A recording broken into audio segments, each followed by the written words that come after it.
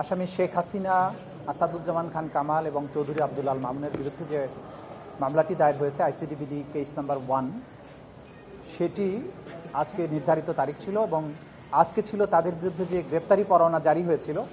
সেই গ্রেপ্তারি পরোয়ানা তামিল হয়েছে কিনা সেটা রিপোর্ট দেওয়ার জন্য। গ্রেপ্তারি পরোয়ানার ব্যাপারে আমাদের আইনশৃঙ্খলা রক্ষাকারী বাহিনী অর্থাৎ পুলিশ রিপোর্ট দিয়েছেন যে আসামি শেখ হাসিনা এবং আসামি আসাদুজ্জামান খান কামালের বাসায় বিভিন্ন সময় অভিযান পরিচালনা করে তাদেরকে সেখানে পাওয়া যায়নি। তারা রিপোর্ট দিয়েছেন আরও যে বিভিন্ন সামাজিক যোগাযোগ মাধ্যম এবং পত্রপত্রিকার রিপোর্ট থেকে তারা জানতে পেরেছেন যে এই আসামিদ্বয় গ্রেপ্তার এড়ানোর জন্য বর্তমানে ভারতে পলাতক অবস্থায় রয়েছেন, তাদেরকে পরবর্তীতে গ্রেপ্তার করা সম্ভব হলে আদালতে সোপর্দ করবে। এই রিপোর্ট আসার প্রেক্ষিতে আমাদের ট্রাইব্যুনালের যে আইন আছে, ট্রাইব্যুনালের জন্য যে রুলস অফ প্রসিডিওর আছে, সেই প্রসিডিওর অনুযায়ী যেহেতু গ্রেপ্তার তাদেরকে করা যায়নি, সে কারণে আদালত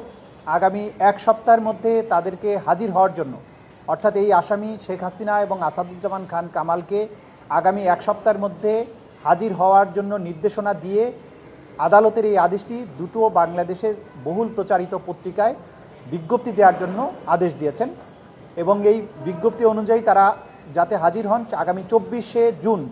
তাদেরকে সেই বিজ্ঞপ্তির মাধ্যমে জানিয়ে দেওয়া হবে 24শে জুনের মধ্যে তারা যাতে এই আদালতে এসে হাজির হয়ে এই বিচার প্রক্রিয়া মোকাবেলা করেন।